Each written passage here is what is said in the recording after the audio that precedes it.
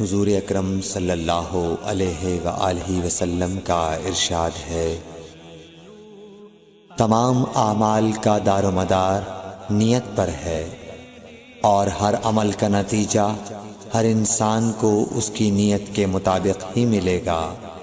پس جس کی ہجرت دولت دنیا حاصل کرنے کے لیے ہو یا کسی عورت سے شادی کی غرض سے ہو، پس اس کی ہجرت انہی چیزوں کے لیے ہوگی جن کے حاصل کرنے کی نیت سے اس نے ہجرت کی۔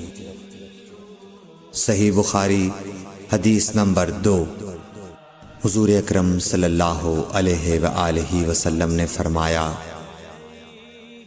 کہ وحی نازل ہوتے وقت کبھی مجھ کو گھنٹی کی سی آواز محسوس ہوتی ہے، اور وحی کی یہ کیفیت مجھ پر بہت شاخ گزرتی ہے۔ جب یہ کیفیت ختم ہوتی ہے تو میرے دل و دماغ پر اس فرشتے کے ذریعے نازل شدہ وحی محفوظ ہو جاتی ہے، اور کسی وقت ایسا ہوتا ہے کہ فرشتہ بشکل انسان میرے پاس آتا ہے اور مجھ سے کلام کرتا ہے، پس میں اس کا کہا ہوا یاد رکھ لیتا ہوں۔ صحیح بخاری حدیث نمبر 3۔ حضرت صلی اللہ علیہ وآلہ وسلم پر وحی کا ابتدائی دور اچھے سچے پاکیزہ خوابوں سے شروع ہوا۔ آپ خواب میں جو کچھ دیکھتے وہ صبح کی روشنی کی طرح صحیح اور سچا ثابت ہوتا۔ پھر من جانب قدرت آپ تنہائی پسند ہو گئے، اور آپ نے غار حرا میں خلوت نشینی اختیار فرمائی، اور کئی دن اور رات وہاں مسلسل عبادت اور یاد الہی و ذکر میں مشغول رہنے لگے۔ جب تک گھر آنے کو دل نہ چاہتا توشہ ہمراہ لیے ہوئے وہاں رہتے۔ توشہ ختم ہونے پر ہی اہلیہ محترمہ حضرت خدیجہ رضی اللہ تعالی عنہا کے پاس تشریف لاتے، اور کچھ توشہ ہمراہ لے کر پھر وہاں جا کر خلوت گزین ہو جاتے۔ یہی طریقہ جاری رہا یہاں تک کہ آپ پر حق منکشف ہو گیا، اور آپ غار حرا ہی میں قیام پذیر تھے کہ اچانک حضرت جبرائیل علیہ السلام آپ کے پاس حاضر ہوئے اور کہنے لگے کہ اے محمد پڑھو۔ آپ فرماتے ہیں کہ میں نے کہا کہ میں پڑھنا نہیں جانتا۔ آپ صلی اللہ علیہ وسلم فرماتے ہیں کہ فرشتے نے مجھے پکڑ کر اتنے زور سے بھینچا کہ میری طاقت جواب دے گئی، پھر مجھے چھوڑ کر کہا پڑھو۔ میں نے پھر وہی جواب دیا کہ میں پڑھا ہوا نہیں ہوں۔ اس فرشتے نے مجھ کو نہایت ہی زور سے بھینچا کہ مجھ کو سخت تکلیف محسوس ہوئی، پھر اس نے کہا کہ پڑھ۔ میں نے کہا میں پڑھا ہوا نہیں ہوں۔ فرشتے نے تیسری بار مجھ کو پکڑا اور تیسری مرتبہ پھر مجھ کو بھینچا، پھر مجھے چھوڑ دیا اور کہنے لگا کہ پڑھو اپنے رب کے نام کی مدد سے جس نے پیدا کیا اور انسان کو خون کی پھٹکی سے بنایا۔ پڑھو اور آپ کا رب بہت ہی مہربانیاں کرنے والا ہے۔ پس یہی آیتیں آپ حضرت جبرائیل علیہ السلام سے سن کر اس حال میں غار حرا سے واپس ہوئے کہ آپ کا دل اس انوکھے واقعے سے کانپ رہا تھا۔ آپ حضرت خدیجہ کے ہاں تشریف لائے اور فرمایا کہ مجھے کمبل اوڑھا دو، مجھے کمبل اوڑھا دو۔ لوگوں نے آپ کو کمبل اوڑھا دیا۔ جب آپ کا ڈر جاتا رہا تو آپ نے اپنی زوجہ محترمہ حضرت خدیجہ رضی اللہ تعالی عنہا کو تفصیل کے ساتھ یہ واقعہ سنایا، اور فرمانے لگے کہ مجھ کو اب اپنی جان کا خوف ہو گیا ہے۔ آپ کی اہلیہ محترمہ حضرت خدیجہ رضی اللہ تعالی عنہا نے آپ کی ڈھارس بندھائی اور کہا کہ آپ کا خیال صحیح نہیں ہے۔ اللہ کی قسم آپ کو اللہ کبھی رسوا نہیں کرے گا۔ آپ تو اخلاق فاضلہ کے مالک ہیں، آپ تو کنبہ پرور ہیں، بے کسوں کا بوجھ اپنے سر پر رکھتے ہیں، مفلسوں کے لیے آپ کماتے ہیں، مہمان نوازی میں آپ بے مثال ہیں، اور مشکل وقت میں آپ امر حق کا ساتھ دیتے ہیں۔ ایسے اوصاف حسنہ والا انسان یوں بے وقت ذلت و خواری کی موت نہیں پا سکتا۔ پھر مزید تسلی کے لیے حضرت خدیجہ رضی اللہ تعالی عنہا آپ کو ورقہ بن نوفل کے پاس لے گئیں، جو ان کے چچا زاد بھائی تھے اور زمانہ جاہلیت میں نصرانی مذہب اختیار کر چکے تھے اور عبرانی زبان کے کاتب تھے۔ چنانچہ انجیل کو بھی حسب منشاء خداوندی عبرانی زبان میں لکھا کرتے تھے۔ انجیل سریانی زبان میں نازل ہوئی تھی، پھر اس کا ترجمہ عبرانی زبان میں ہوا۔ ورقہ اسی کو لکھتے تھے۔ وہ بہت بوڑھے ہو گئے تھے، یہاں تک کہ ان کی بینائی بھی رخصت ہو چکی تھی۔ حضرت خدیجہ رضی اللہ تعالی عنہا نے ان کے سامنے آپ کے حالات بیان کیے اور کہا کہ اے چچا زاد بھائی، اپنے بھتیجے محمد صلی اللہ علیہ وسلم کی زبانی ذرا ان کی کیفیت سن لیجئے۔ وہ بولے کہ بھتیجے، آپ نے جو کچھ دیکھا ہے اس کی تفصیل سناؤ۔ چنانچہ آپ صلی اللہ علیہ وآلہ وسلم نے از اول تا آخر پورا واقعہ سنایا، جسے سن کر ورقہ بے اختیار ہو کر بول اٹھے کہ یہ تو وہی ناموس معزز رازدان فرشتہ ہے جسے اللہ نے حضرت موسیٰ علیہ السلام پر وحی دے کر بھیجا تھا۔ کاش میں آپ کے اس عہد نبوت کے شروع ہونے پر جواں عمر ہوتا، کاش میں اس وقت تک زندہ رہتا جب کہ آپ کی قوم آپ کو اس شہر سے نکال دے گی۔ رسول کریم صلی اللہ علیہ وآلہ وسلم نے یہ سن کر تعجب سے پوچھا کہ کیا وہ لوگ مجھ کو نکال دیں گے، حالانکہ میں تو ان میں صادق و امین و مقبول ہوں۔ ورقہ بولا، ہاں یہ سب کچھ سچ ہے، مگر جو شخص بھی آپ کی طرح امر حق لے کر آیا لوگ اس کے دشمن ہی ہو گئے ہیں۔ اگر مجھے آپ کی نبوت کا وہ زمانہ مل جائے تو میں آپ کی پوری مدد کروں گا، مگر ورقہ کچھ دنوں کے بعد انتقال کر گئے۔ پھر کچھ عرصے تک وحی کی آمد موقوف رہی۔ صحیح بخاری حدیث نمبر 4۔ حضور اکرم صلی اللہ علیہ وآلہ وسلم نے وحی کے رک جانے کے زمانے کے حالات بیان فرماتے ہوئے کہا کہ ایک روز میں چلا جا رہا تھا کہ اچانک میں نے آسمان کی طرف ایک آواز سنی، اور میں نے اپنا سر آسمان کی طرف اٹھایا۔ کیا دیکھتا ہوں کہ وہی فرشتہ جو میرے پاس غار حرا میں آیا تھا وہ آسمان و زمین کے بیچ میں ایک کرسی پر بیٹھا ہوا ہے۔ میں اس سے ڈر گیا اور گھر آنے پر میں نے پھر کمبل اوڑھنے کی خواہش ظاہر کی۔ اس وقت اللہ پاک کی طرف سے یہ آیات نازل ہوئیں، اے لحاف اوڑھ کر لیٹنے والے، اٹھ کھڑا ہو اور لوگوں کو عذاب الہی سے ڈرا، اور اپنے رب کی بڑائی بیان کر، اور اپنے کپڑوں کو پاک صاف رکھ اور گندگی سے دور رہ۔ اس کے بعد وہی تیزی کے ساتھ پے در پے آنے لگی۔ صحیح بخاری حدیث نمبر 5۔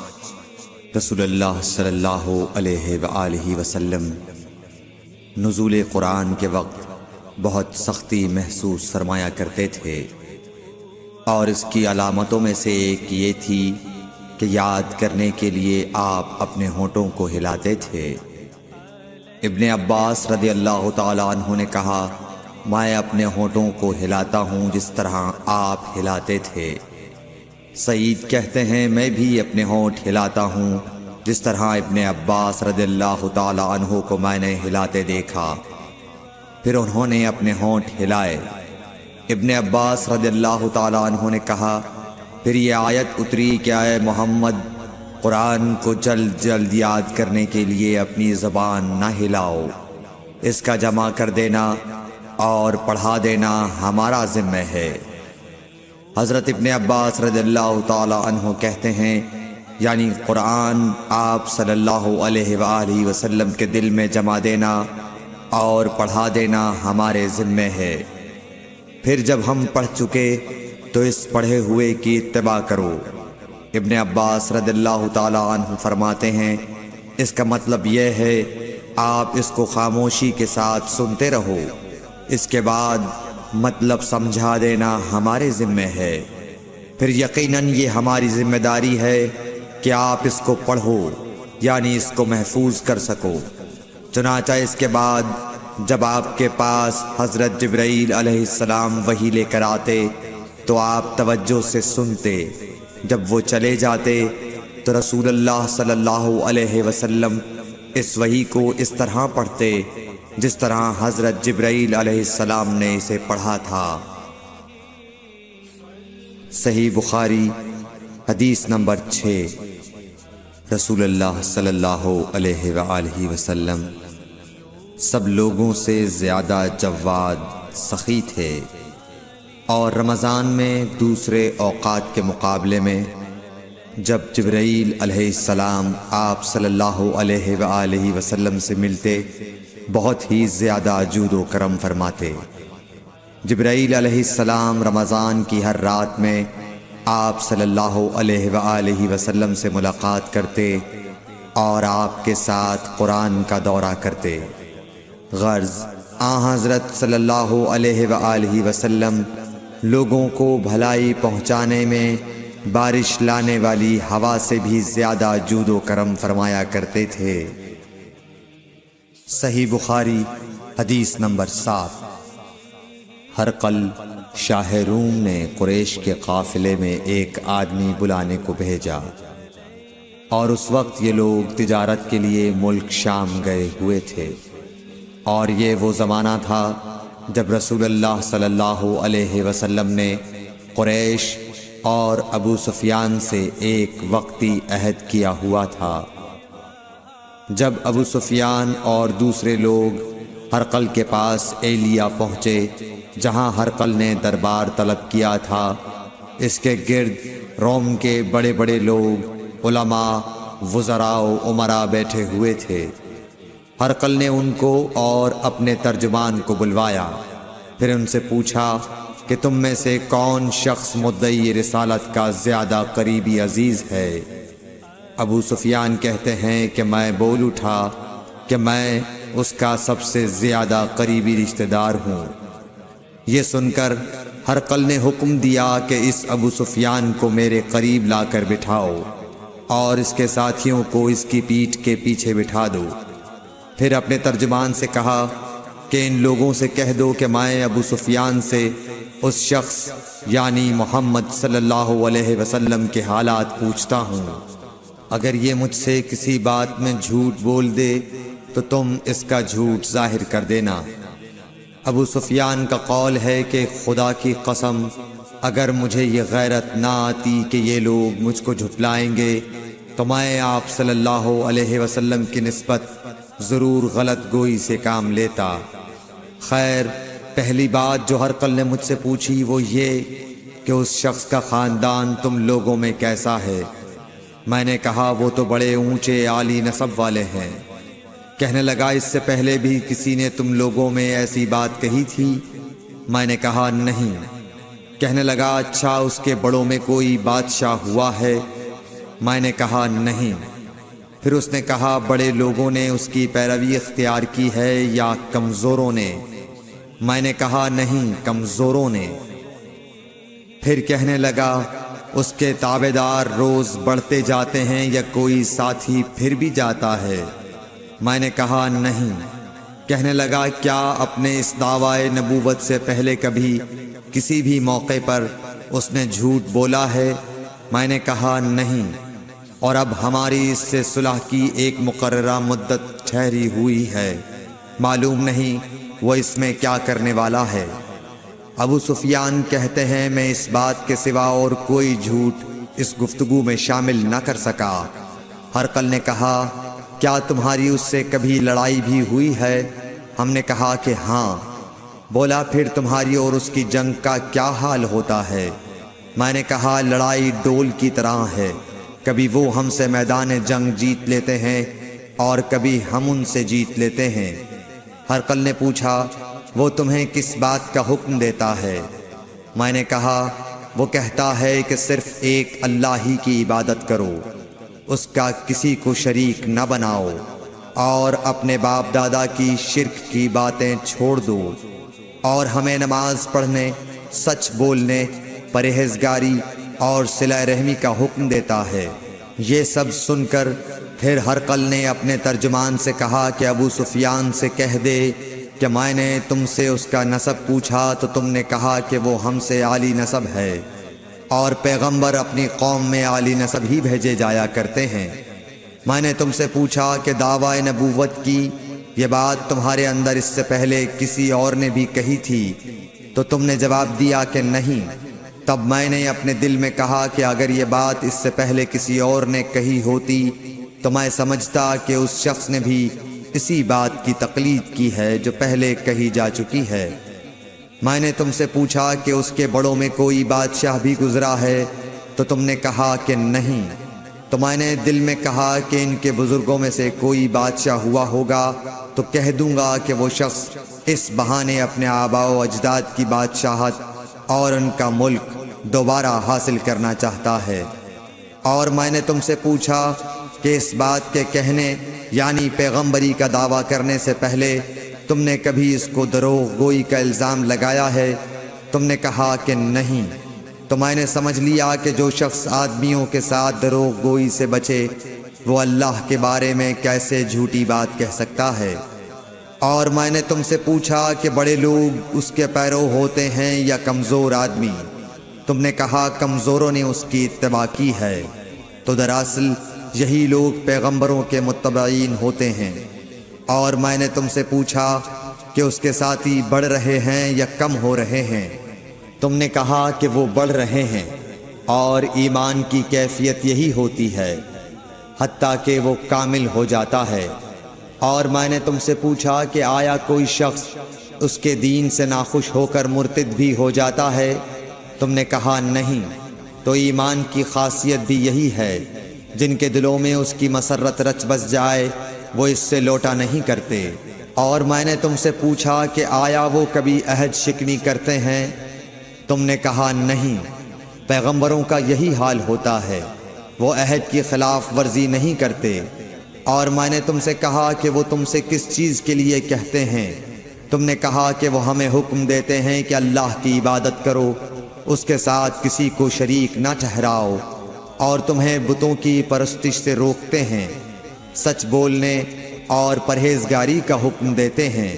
لہٰذا اگر یہ باتیں جو تم کہہ رہے ہو سچ ہیں تو ان قریب وہ اس جگہ کا مالک ہو جائے گا کہ جہاں میرے یہ دونوں پاؤں ہیں۔ مجھے معلوم تھا کہ وہ پیغمبر آنے والا ہے، مگر مجھے یہ معلوم نہیں تھا کہ وہ تمہارے اندر ہوگا۔ اگر میں جانتا کہ اس تک پہنچ سکوں گا تو اس سے ملنے کے لیے ہر تکلیف گوارا کرتا۔ اگر میں اس کے پاس ہوتا تو اس کے پاؤں دھوتا۔ ہرقل نے رسول اللہ صلی اللہ علیہ وسلم کا وہ خط منگایا جو آپ نے وحیہ کلبی رضی اللہ تعالیٰ عنہ کے ذریعے حاکم بصرہ کے پاس بھیجا تھا، اور اس نے وہ ہرقل کے پاس بھیج دیا تھا۔ پھر اس کو پڑھا تو اس میں لکھا تھا، اللہ کے نام کے ساتھ جو نہایت مہربان اور رحم والا ہے۔ اللہ کے بندے اور اس کے پیغمبر محمد صلی اللہ علیہ وسلم کی طرف سے یہ خط ہے شاہ روم کے لیے۔ اس شخص پر سلام ہو جو ہدایت کی پیروی کرے۔ اس کے بعد میں آپ کے سامنے دعوت اسلام پیش کرتا ہوں۔ اگر آپ اسلام لے آئیں گے تو دین و دنیا میں سلامتی نصیب ہوگی، اللہ آپ کو دوہرا ثواب دے گا، اور اگر آپ میری دعوت سے روگردانی کریں گے تو آپ کی رعایا کا گناہ بھی آپ ہی پر ہوگا۔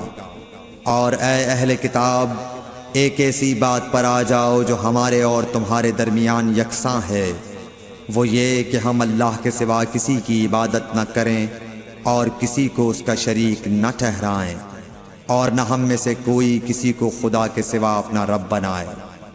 پھر اگر وہ اہل کتاب اس کتاب سے منہ پھیر لیں تو مسلمانوں، تم ان سے کہہ دو کہ تم مانو یا نہ مانو، ہم ایک خدا کے اطاعت گزار ہیں۔ ابو سفیان کہتے ہیں جب ہرقل نے جو کچھ کہنا تھا کہہ دیا اور خط پڑھ کر فارغ ہوا تو اس کے ارد گرد بہت شور و غوغا ہوا، بہت سی آوازیں اٹھیں اور ہمیں باہر نکال دیا گیا۔ تب میں نے اپنے ساتھیوں سے کہا کہ ابو کبشہ کے بیٹے حضرت صلی اللہ علیہ وسلم کا معاملہ تو بہت بڑھ گیا، دیکھو تو اس سے بنی اصفر روم کا بادشاہ بھی ڈرتا ہے۔ مجھے اس وقت سے اس بات کا یقین ہو گیا کہ حضور صلی اللہ علیہ وسلم ان قریب غالب ہو کر رہیں گے، حتیٰ کہ اللہ نے مجھے مسلمان کر دیا۔ راوی کا بیان ہے کہ ابن ناطور ایلیا کا حاکم ہرقل کا مصاحب اور شام کے نصارہ کا لاٹ پادری بیان کرتا تھا کہ ہرقل جب ایلیا آیا ایک دن صبح کو پریشان اٹھا تو اس کے درباریوں نے دریافت کیا کہ آج ہم آپ کی حالت بدلی ہوئی پاتے ہیں، کیا وجہ ہے؟ ابن ناطور کا بیان ہے کہ ہرقل نجومی تھا، علم نجوم میں وہ پوری مہارت رکھتا تھا۔ اس نے اپنے ہم نشینوں کو بتایا کہ میں نے آج رات ستاروں پر نظر ڈالی تو دیکھا کہ ختنہ کرنے والوں کا بادشاہ ہمارے ملک پر غالب آ گیا ہے۔ بھلا اس زمانے میں کون لوگ ختنہ کرتے ہیں؟ انہوں نے کہا کہ یہود کے سوا کوئی ختنہ نہیں کرتا، سو ان کی وجہ سے پریشان نہ ہوں۔ سلطنت کے تمام شہروں میں یہ حکم لکھ بھیجیے کہ وہاں جتنے یہودی ہوں سب قتل کر دیے جائیں۔ وہ لوگ انہی باتوں میں مشغول تھے کہ ہرقل کے پاس ایک آدمی لایا گیا جسے شاہ غسان نے بھیجا تھا۔ اس نے رسول اللہ صلی اللہ علیہ وسلم کے حالات بیان کیے۔ جب ہرقل نے سارے حالات سن لیے تو کہا کہ جا کر دیکھو وہ ختنہ کیے ہوئے ہے یا نہیں۔ انہوں نے اسے دیکھا تو بتلایا کہ وہ ختنہ کیا ہوا ہے۔ ہرقل نے جب اس شخص سے عرب کے بارے میں پوچھا تو اس نے بتلایا کہ وہ ختنہ کرتے ہیں۔ تب ہرقل نے کہا کہ یہی محمد صلی اللہ علیہ وسلم اس امت کے بادشاہ ہیں جو پیدا ہو چکے ہیں۔ پھر اس نے اپنے ایک دوست کو رومیہ خط لکھا اور وہ بھی علم نجوم میں ہرقل کی طرح ماہر تھا۔ پھر وہاں سے ہرقل حمص چلا گیا۔ ابھی حمص سے نکلا نہیں تھا کہ اس کے دوست کا خط اس کے جواب میں آ گیا۔ اس کی رائے بھی حضور صلی اللہ علیہ وسلم کے ظہور کے بارے میں ہرقل کے موافق تھی کہ محمد صلی اللہ علیہ وسلم واقعی پیغمبر ہیں۔ اس کے بعد ہرقل نے روم کے بڑے آدمیوں کو اپنے حمص کے محل میں طلب کیا اور اس کے حکم سے محل کے دروازے بند کر لیے گئے۔ پھر وہ اپنے خاص محل سے باہر آیا اور کہا، اے روم والو، کیا ہدایت اور کامیابی میں کچھ حصہ تمہارے لیے بھی ہے؟ اگر تم اپنی سلطنت کی بقا چاہتے ہو تو پھر اس نبی صلی اللہ علیہ وسلم کی بیعت کر لو اور مسلمان ہو جاؤ۔ یہ سننا تھا کہ پھر لوگ وحشی گدھوں کی طرح دروازوں کی طرف دوڑے، مگر انہیں بند پایا۔